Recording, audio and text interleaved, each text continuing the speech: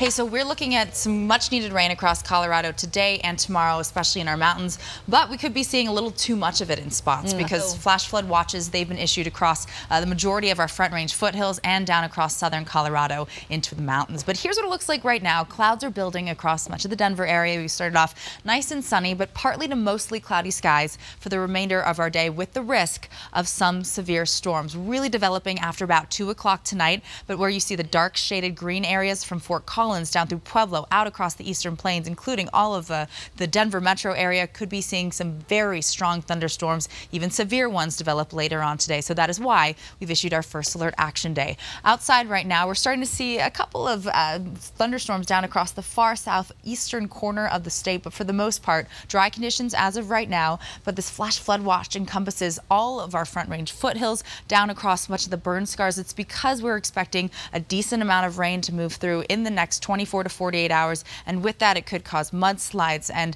debris slides just because of the fires that have burned, especially across southern Colorado. But right now outside, it's a nice warm start to our morning. It's already 76 degrees in Littleton, Longmont as well at 77, but it is going to be one of the coolest days we'll see for quite some time. By 4 o'clock this afternoon, we'll be in the mid-80s. Thornton and Westminster at 85 degrees, same out through Congress Park, Lone Tree at 84. Statewide, we'll see low to mid-80s in a lot of our mountain towns at the valley level, nice and hot in Grand Junction at 98, and across the plains, low to mid-80s. So here's what it looks like in terms of what we're expecting hour by hour across much of Colorado.